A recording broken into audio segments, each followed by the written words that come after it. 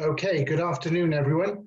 We'll make a start. My name is Andrea Rizzoli. I'm a barrister at Doughty Street Chambers. My colleague, Turan Hursit, joins me this afternoon.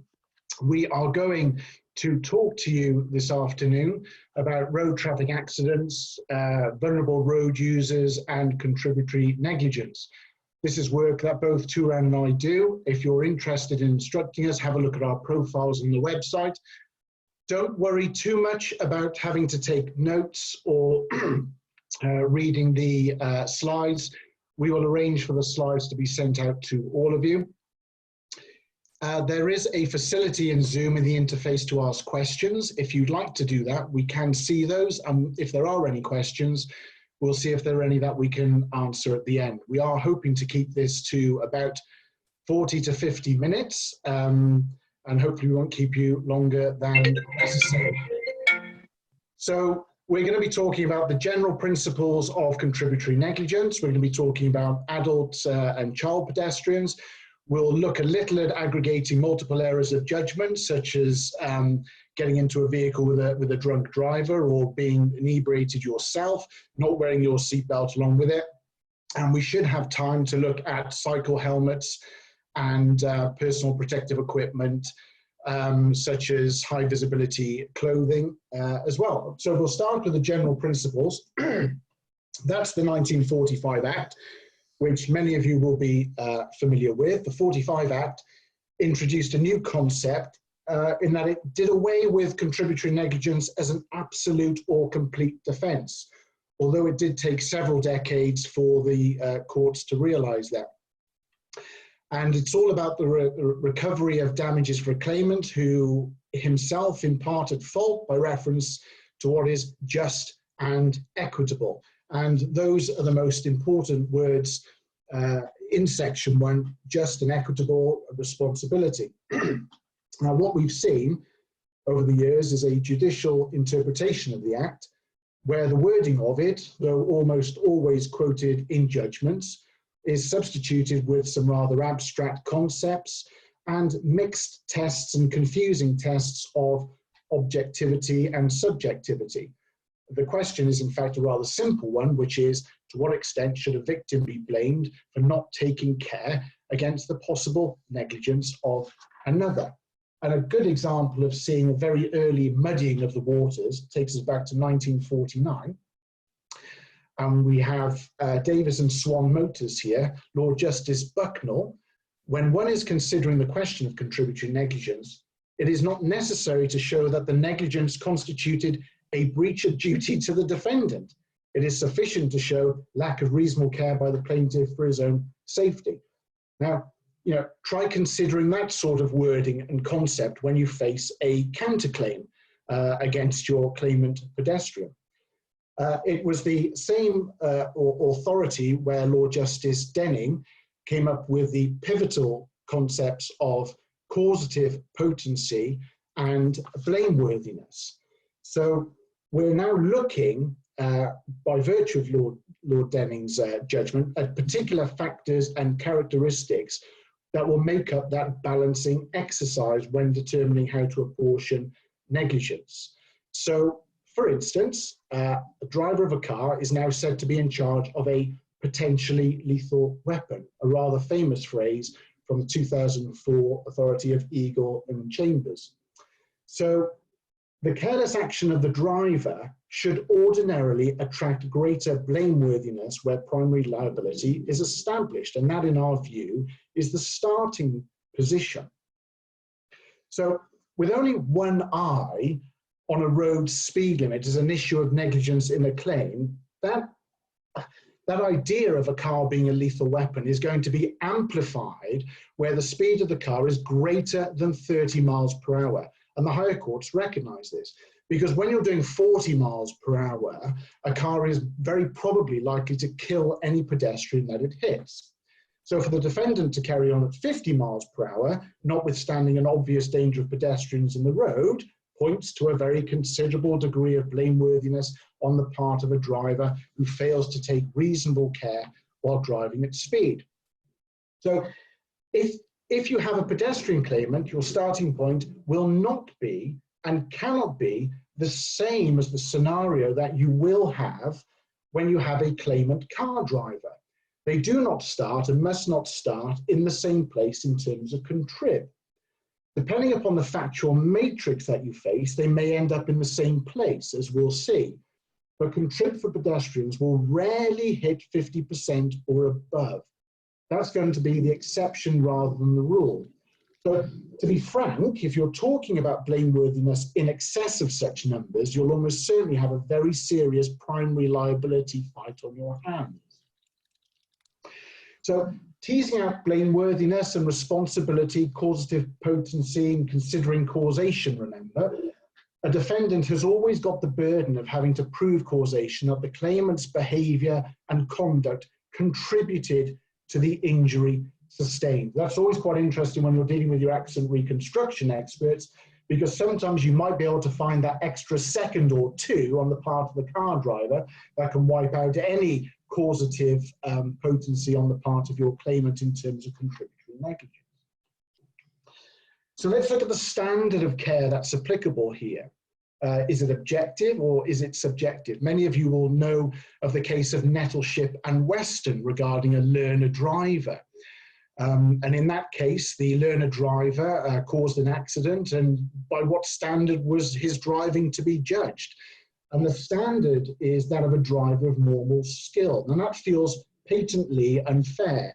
So, for example, an employer would never apply that type of standard of expectation to a new, inexperienced employee in fulfilling their duties. But applying a lower standard to a learner driver because of their inexperience would result in very complicated shifting standards and an impossibility of a known standard in each claim. So to have an objective test for contrib is a blunt tool, but it's likely the best solution, a policy decision to have a more practically applied and known standard across the entirety of the common law. So the standard of care that an adult claimant should demonstrate is assessed objectively, in that the claimant is assumed to be of normal intelligence and skill in the circumstances, and that applies to both the driver and the pedestrian. And this remains true even if the adult in question is suffering from mental illness, physical impairment, any impairment to make judgments, and that was confirmed rather recently in 2015 in Dunnage and Randall. Now, a lot of you will be thinking, well, that can't possibly be right, but those characteristics come into play in contrib a little later on, as we'll see. What was said in Dunnage and Randall was this, that there is no principle which required the law to excuse a defendant from liability and negligence where he failed to meet the normal standard of care, partly because of a normal problem. So the courts reject the notion that the standard of care should be adjusted to take account of the defendant's or claimant's personal characteristics.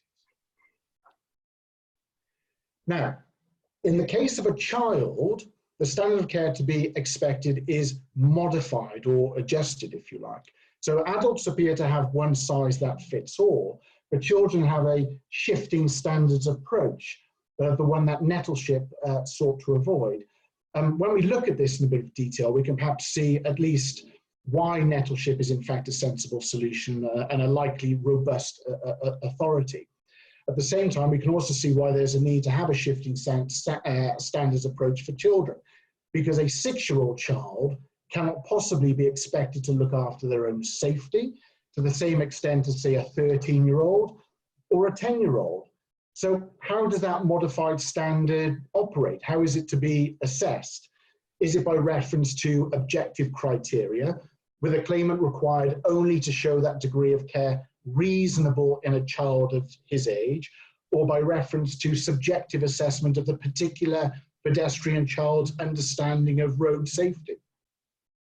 If a judge is assessing a child's responsibility for damage and assessing it on the basis of what is just and equitable, shouldn't that child's particular level of maturity and understanding be a relevant consideration? Well, Gough and Thorne remains the principal authority in the jurisdiction, and the quote is there to be seen. The question as to whether the plaintiff, it's a long time since I've heard that word, can be said to have been guilty of contributory negligence depends on whether an ordinary child of 13 and a half can be expected to have done any more than this child did. I say any ordinary child, I do not mean a paragon of prudence, nor do I mean a scatterbrained child, but the ordinary girl of 13 and a half. So that passage is cited with approval by the Court of Appeal 1998 in Mullins and Richards. We'll take a look at that one just in a moment. Interesting High Court case, Raymond and Brady, just under a decade ago, where the defendant actually sought to argue that the particular characteristics of a 7-year-old, so a subjective argument, put her in a better position than an ordinary child of her age to appreciate the risks of crossing the road. An argument that Contrib should be higher because of her particular characteristics, but Contrib was never established. It failed on causation. The High Court judge found that the sole cause of their action was the accident, was the driver's speed. So if that issue was actually glossed over, but it was tried on. Now, we'll have a look at Mullins and Richard. It's not an RTA example, but I just want to stress the complexity of these shifting standards approaches, because I think we've got over 100 people on this webinar, and I wouldn't be surprised if the split on this was 50-50. So this case involved two girls who were fencing with plastic rulers. One of them broke, injured the other, and the girl who was injured sued the girl who had injured her. The Court of Appeal found that the standard to be expected of a 15-year-old child was not the standard of a reasonable person, but that of a reasonable and ordinarily prudent 15-year-old. It was held that an ordinary prudent 15-year-old could not have foreseen an injury when playing with rulers, and the defendant was therefore found not liable. Now, immediately we can see how this sort of shifting sands approach leaves the door open to uncertainty, because many of you will think that that's a ridiculous judgment for on behalf of a 15-year-old girl, and many of you will think that it's probably correct. And the reality is that different judges have very different ideas about the capacity of children at different stages of their development and their maturity. You can even consider a 17-year-old child. What difference is there between a 17-year-old and an 18-year-old, where you move from one set of rules for contributory negligence engaging into another?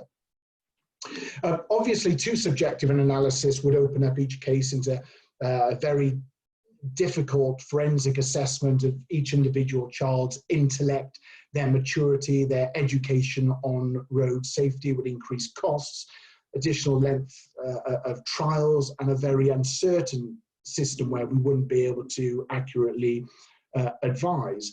But a purely objective approach, particularly for child pedestrians, leaves a large level of unpredictability over what the adult judge is going to think children of certain ages should or should not know about their own safety in certain circumstances. The situation we have is probably the lesser evil of the two options available.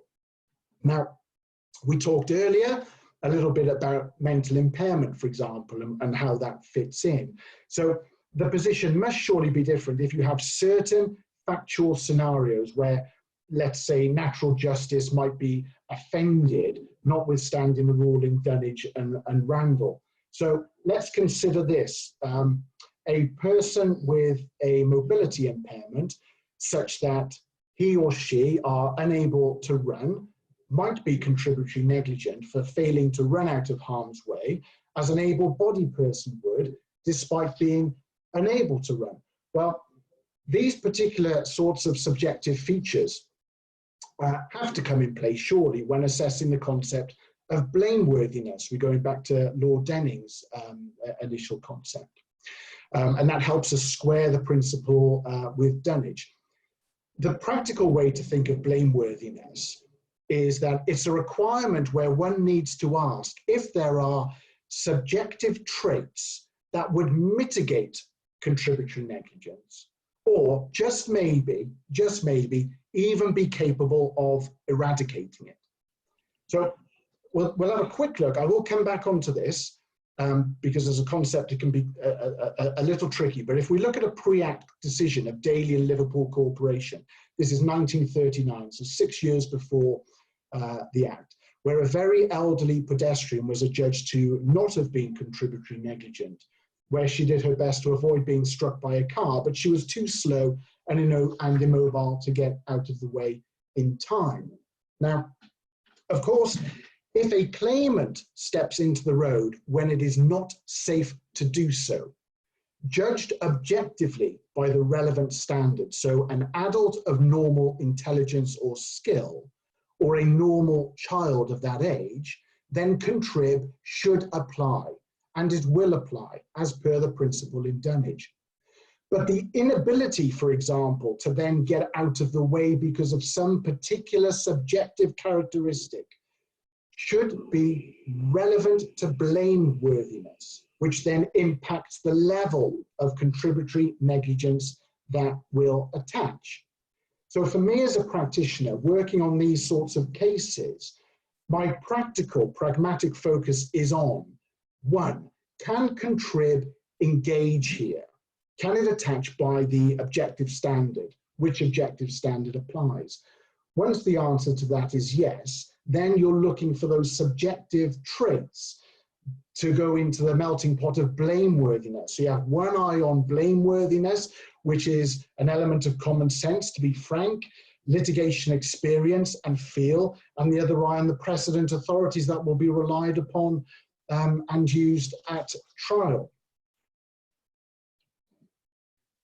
So I'm gonna finish, before I let Turan in on some of the authorities, I'm gonna finish on a question I'm often asked, which is whether there is a minimum age for contributory negligence to attach. And the answer to that is, yeah, sort of, not the very young, which are the words of Lord Denning. And actually in Gough and Thorne, Lord Denning noted this, that an older child may be contributory negligent, but it depends on the circumstances. A judge should only find a child guilty of contributory negligence if he or she is of such an age as reasonably to be expected to take precautions for his or her own safety. And then he or she is only to be found guilty if blame should be attached to him or her. He or she is not to be found guilty unless he or she is blameworthy. And he went on to say, a very young child cannot be guilty of contributory negligence. So what we have there are situations where in English cases, around about age 8, 9, and 10, we see contributory negligence attaching. And in Scottish cases, which Turan may touch upon a little, we're seeing ages of as young as 5, in actual fact, in one example. But those are the general outline principles. I think, Turan, are you ready to take over? And yeah. Yes, well and truly ready. Thank you, Andrea, for that summary of the general principles. And thank you, everyone, for joining us today. I'm going to be discussing some more practical case examples of the way in which those general principles might apply. And specifically, I'm today dealing with 2 scenarios. First, the court's approach to child pedestrians, which Andrea has already touched upon. And second, situations where there has been intoxication by alcohol of both the claimant and the defendant. And I suspect these are cases in which you will no doubt come across yourselves in many scenarios. I started there in the slide before this one with the quote that the standard by which a child's conduct is to be measured is not that to be expected of a reasonable adult, but that reasonably to be expected of a child of the same age, intelligence, and experience. So that's to say that the age of the child alone is not the only thing informing the standard applied to a child pedestrian by the courts. It's also determined according to factors such as road safety education given to that child by his or her parents, and any life experiences that might render that child a bit more perceptive to the dangers likely to face him or her in the roads. I've tried to draw together for you some common themes and threads of what we are seeing considered in the cases. The cases suggest that there are a whole host of non-exhaustive factors relevant to whether or not a child is likely to be found contributory negligent, and also relevant to the apportionment as between the claimant and the defendant. Aside from the objective and subjective factors Andrea's already covered, I've identified a number of these on the slide in front of you now.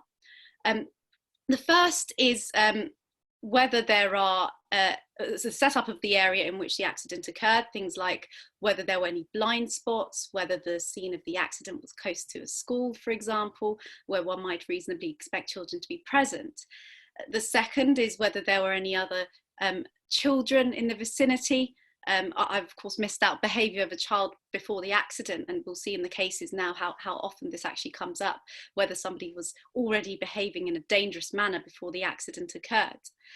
Other relevant factors have been whether the child is in a group of friends who have been behaving dangerously, again, the efforts made by the driver to warn a child, and many other factors which you'll see come up in the case law I discuss.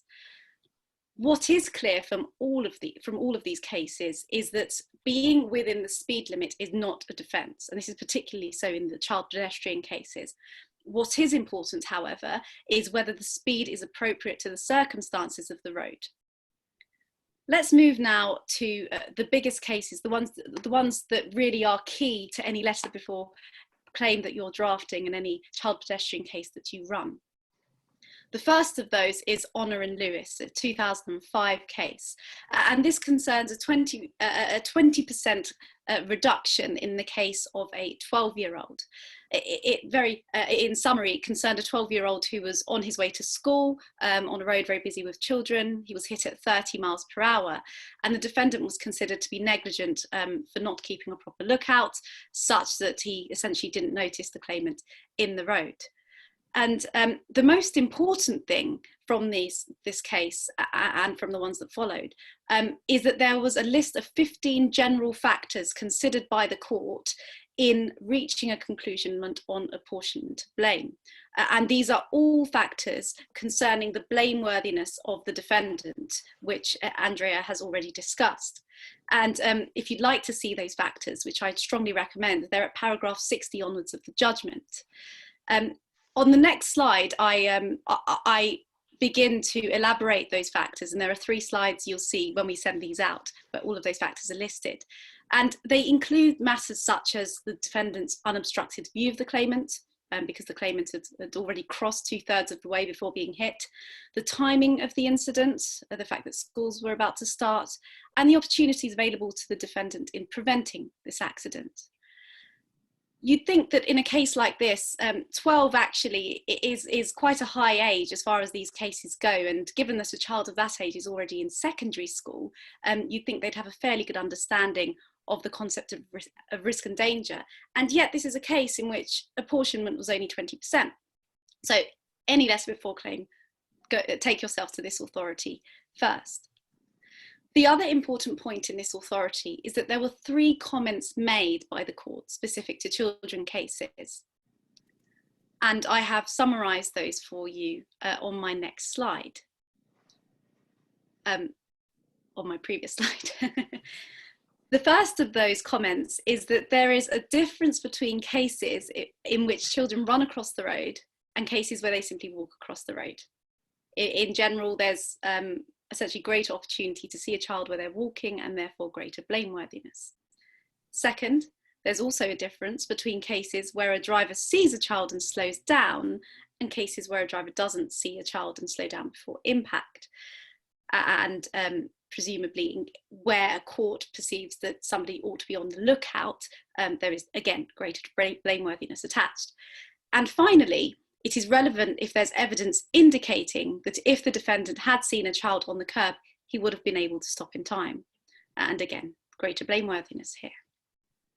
The second really crucial authority for you in this area is that of Tobias and D, concerning a 10-year-old who was found 1/3 liable.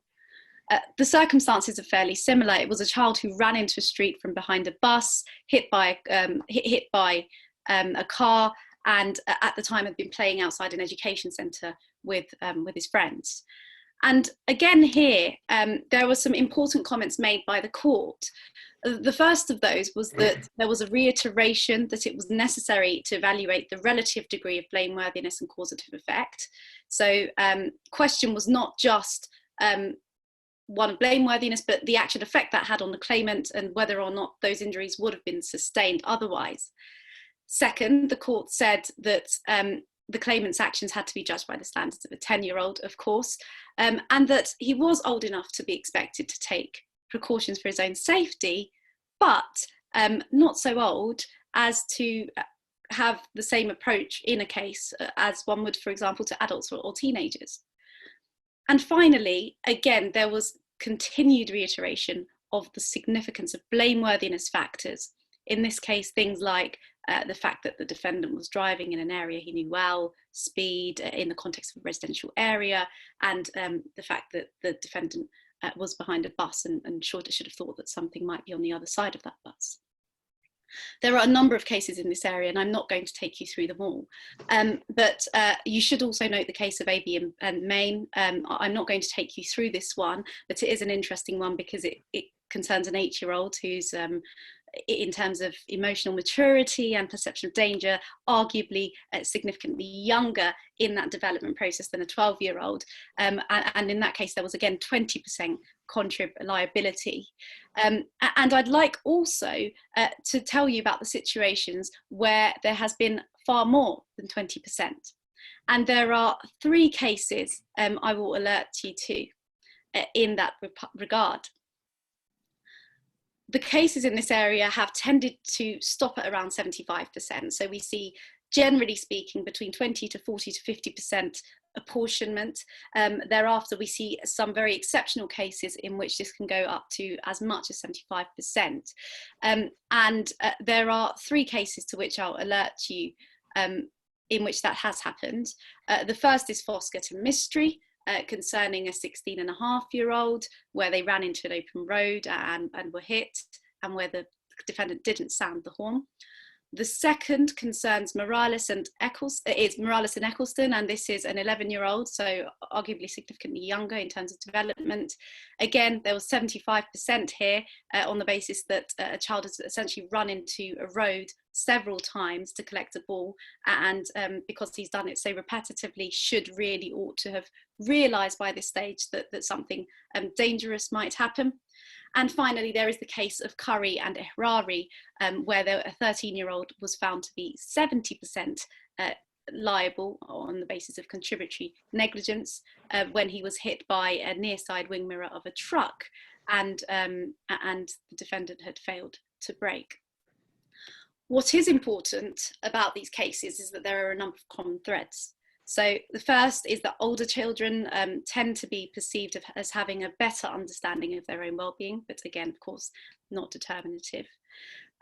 Second, these are cases in which the children have usually run into the road rather than walking, so there's been less that can potentially have been done by the defendant in order to prevent the accident from taking place. Third, there were in these cases fewer aspects of blameworthiness that were attributable to the defendant, but again notes that in all of these cases there was never 100% liability because the accident was still preventable by the driver in one way or the other. As Andrea has already indicated, the age range for liability has tended to begin at around 7 or 8. This actually contrasts very significantly with the Scottish cases where children as young as 5 or 6 have been found to be negligent by a significant extent. And when you look at the percentage apportionment in those cases, it's actually quite striking. So for example, in Harvey and Cairns, a 6-year-old was considered to blame by 2/3, and McNeil White, a 5-year-old, was 50% liable. In summary, with children, there are 3 points to note. First, there's a double effect of foreseeability for defendants, which essentially means that the defendant is hit by the eggshell skull rule. So you take your victim as you find them, but they're also hit by a standard of care adjusted and shifted according to the age of the claimant and according to what can be perceived by the defendant. The second important thing to note is that age is never determinative, but is relevant. And finally, blameworthiness is key, and the court will consider many factors in deciding the case. I'd like to take you now through some significant cases concerning alcohol. We start with the fairly morbid statistics, as if you needed any more during COVID, that are drawn from the last government survey of this issue in 2018. You'll see them on the slide there. They're quite worrying. 5,900 alcohol-related accidents in the UK in 2018 alone. So this is an area where there are many claims. And ordinarily, there have been 3 situations in the case law where the effects of alcohol have been considered. First, where the defendant was drunk and the claimant knows it, or knew it. Second, where the defendant was drunk and the claimant didn't know it.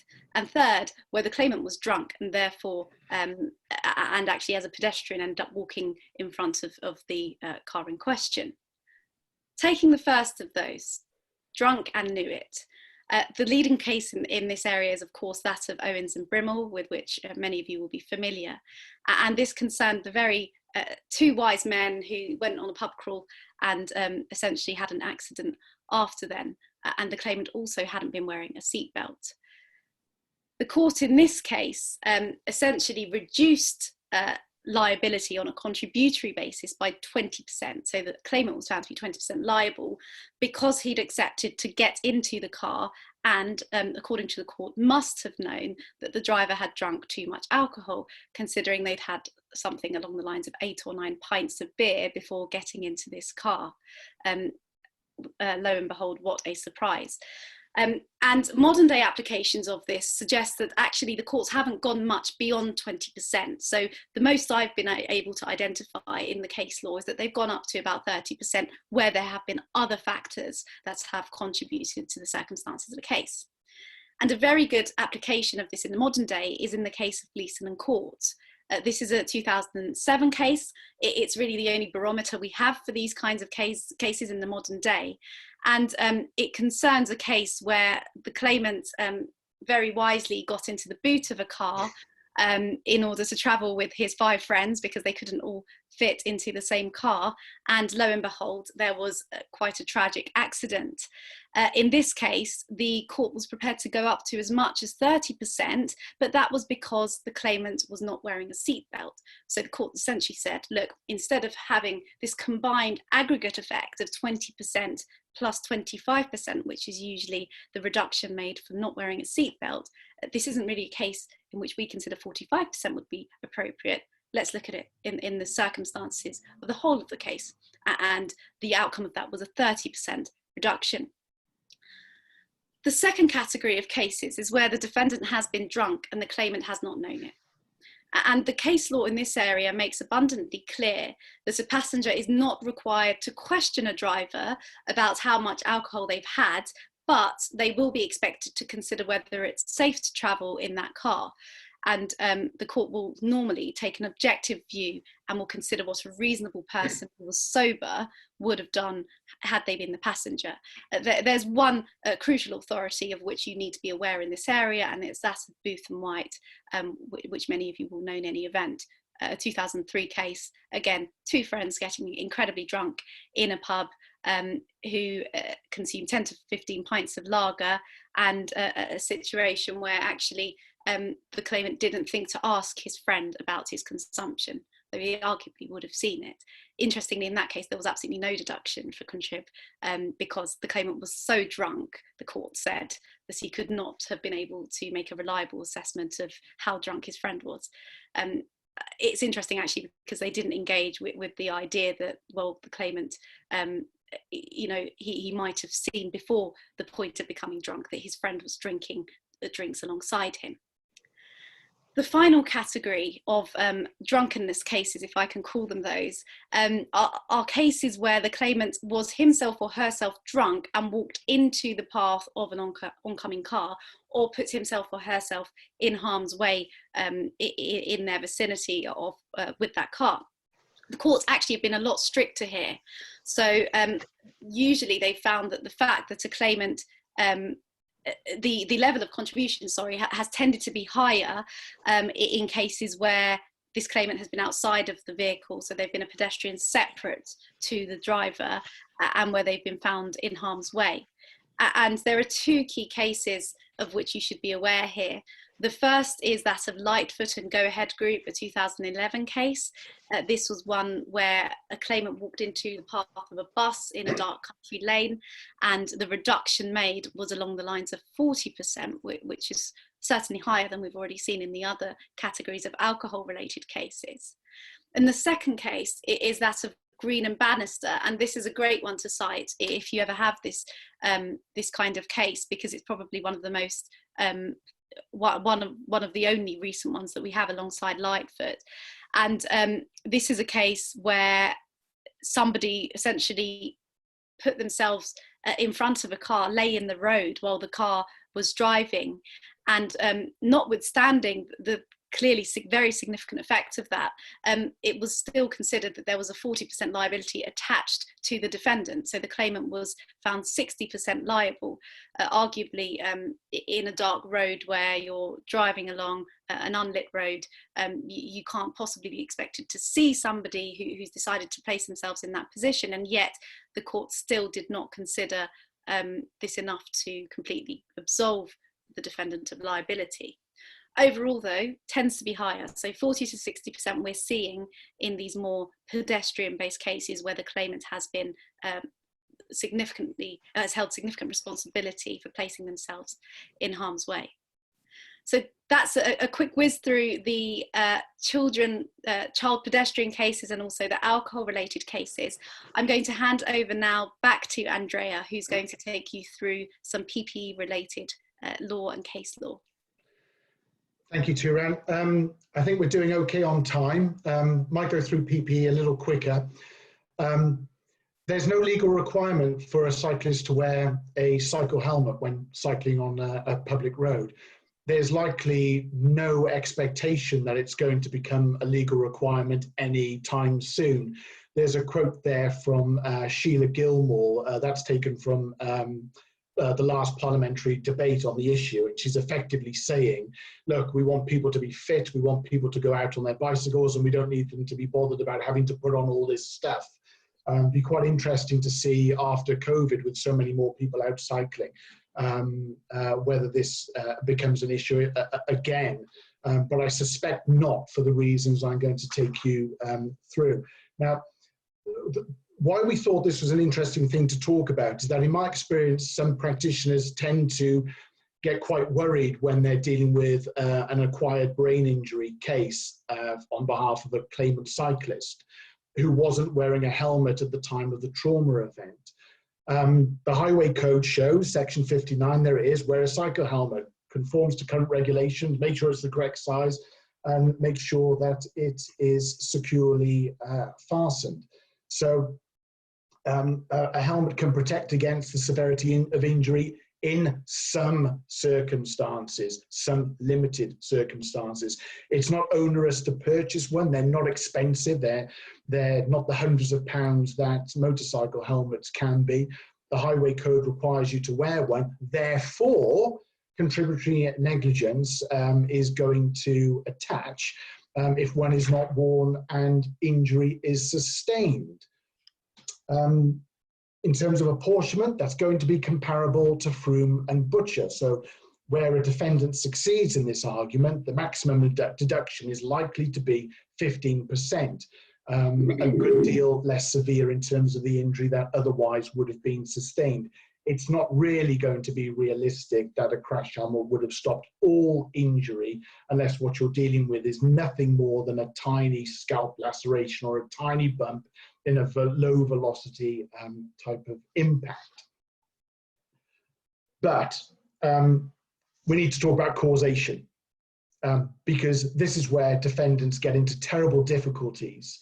And as I said, claimants can sometimes be nervous, but unnecessarily so, in my view, when you're dealing with an acquired brain injury. So there are a few decisions on this point, but the ones that exist are crucially important. We first saw this in Shorrock 20 odd years ago now, Deputy High Court Judge. 14-year-old cyclist claim was actually dismissed as the defendant motorist was found to have zero chance of avoiding the collision. but the judge went on to say that if liability had been established, there would have been no reduction for failure to wear a cycle helmet, because there was no statutory requirement for the claimant to do so, even though the Highway Code said so. And even so, by the way, Froome and Butcher, dealing with seatbelts, came in before it was a legal requirement to wear those. 1983, I think, on seatbelts, Froome and Butcher in the mid-70s. And also because the cyclist insurer was not engaged in any particularly hazardous kind of cycling.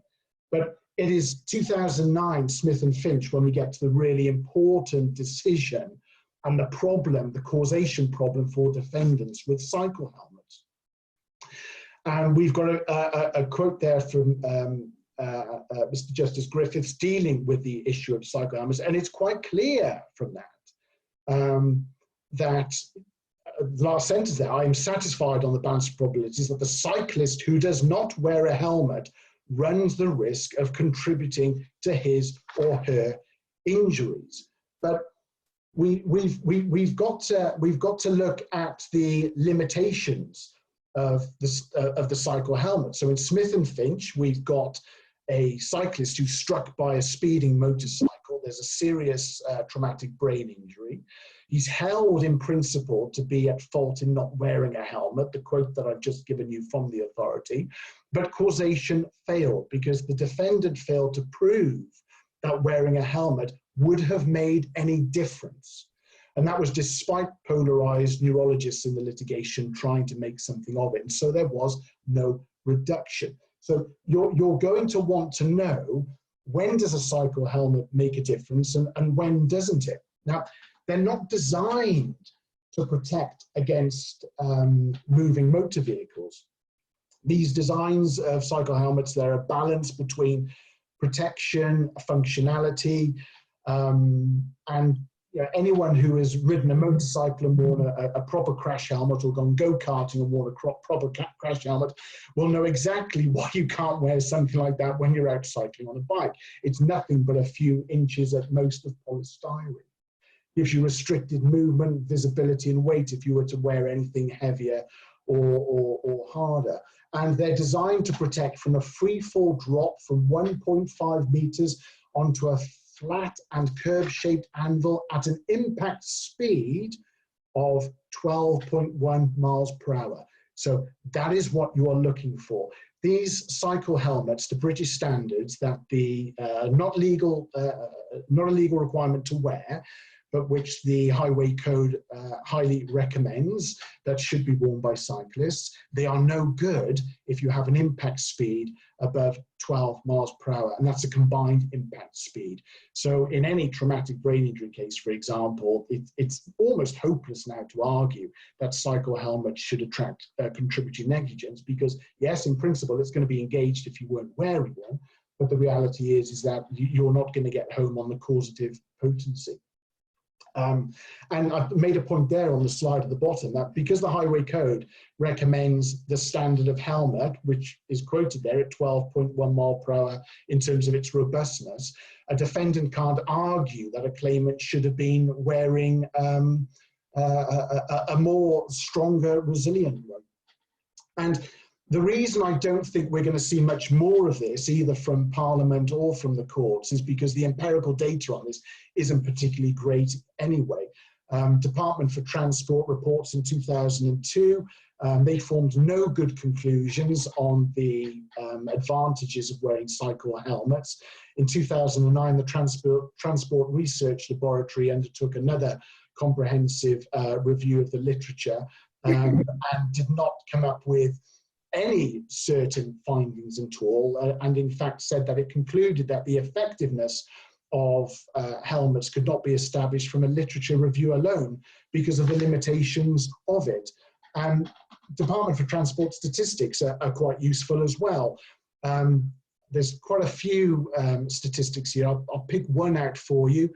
A cyclist who covers 10,000 kilometers a year with average skill and luck could expect one serious injury in every 175 years. Now, what's interesting about that is that it's actually comparable to the risks faced by most of us as pedestrians. yet nobody seriously suggests that pedestrians should wear cycle helmets. Now, we'll have a quick look at this fantastic surname on this chap, Tobias, Phethean-Hubble, 2011 decision. 16-year-old cyclist not wearing a helmet, struck by a car.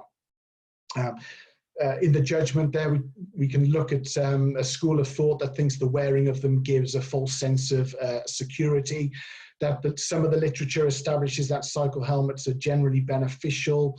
A properly designed one worn by a cyclist at speeds of up to 12 miles per hour and falls 1.5 meters is going to have a high level of protection, but not beyond that.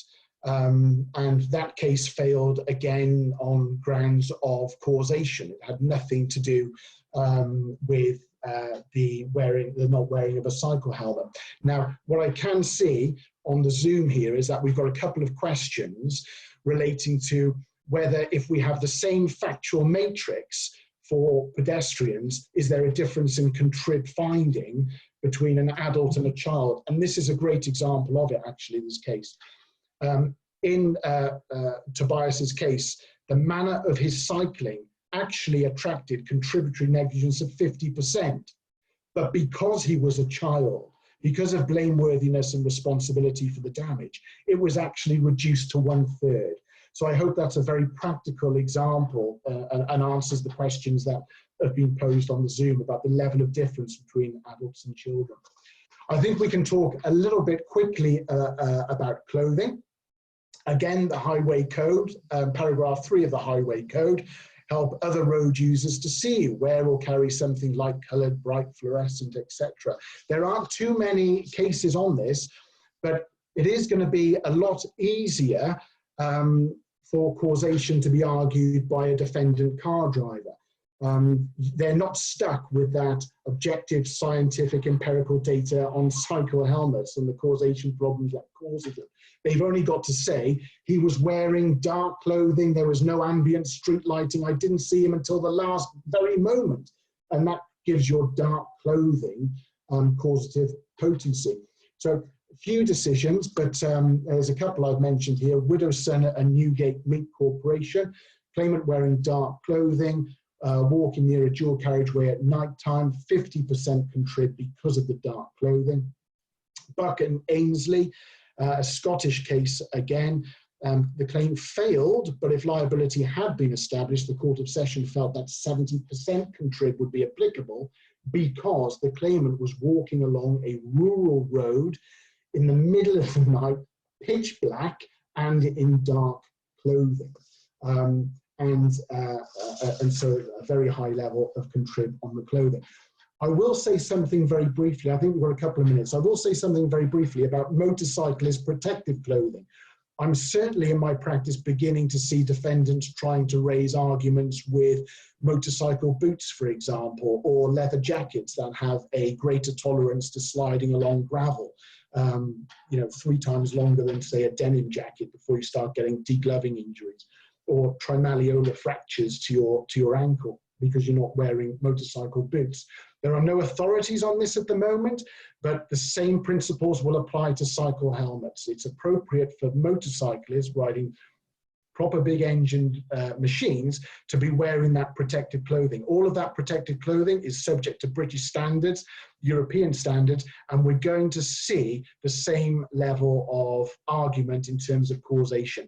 Personally speaking, I don't think a pair of £200 city motorcycle boots are going to really prevent a trimalleolar fracture or a traumatic amputation, certainly not, or even an elective one thereafter. But I am beginning to see some defendants raising those arguments, at least for negotiation leverage. And I think that covers everything. Are there any conclusions we want to look at, Turan, or are we going to look at some questions? If you have a quick look at those. Well, we can take a few questions, and we don't have very many. The first of those has already been answered. It was a question about child versus adult pedestrian and essentially comparative liability between those. The second question is this, and it's a good one. Comparing Mullen in 98 and Taropdai in 2009, where a 10-year-old is expected to be aware of the danger, can we say there has been a lowering of age with time? Do we expect it to lower even more and have younger children more expected to be aware of danger and satisfy blameworthiness much easier? Andrea will certainly disagree with me if I'm wrong, but I don't think there has been a general lowering in the age here. I mean, certainly amongst the cases we've looked at, we have some very old cases, for example, that of Morales and Eccleston. That was a 91 case where an 11-year-old was found to be 75% liable, even at that stage. And similarly, we have more recent situations where we've had 1/3 to 2/3 liability. I don't think there's a hard and fast pattern of where these cases are going. All that we can see is that there is general repetition of the kinds of factors that are being considered by the court in deciding apportionment as related to blameworthiness. So no is the answer to that. I don't think that we are seeing a general decrease in the age expectation. No, I think if anything, it's rather consistent now at that sort of 8 to 10 age bracket. Okay, well, thank you everyone for joining us this afternoon. We really appreciate it. We hope you've found some use out of it. We didn't want to do a COVID seminar. COVID seminars are everywhere. Doughty Street is the chambers that isn't doing COVID seminars. We thought we'd try to cover something quite useful and common, I hope you've all enjoyed it. We will send out to you the slides. We'll ensure that you all get an electronic copy of those, and if we can assist you with anything in the future, feel free to give us a bell. This is the first of our series of seminars. We've got some very good, interesting ones coming up next week. Vicarious liability and employer's liability cases. We've got some good ClinNeg ones coming up, and I hope you join us for all of those. So thank you very much, and we wish you all a good afternoon and a good weekend. Thank you for listening. Thanks very much, everyone. Thank you.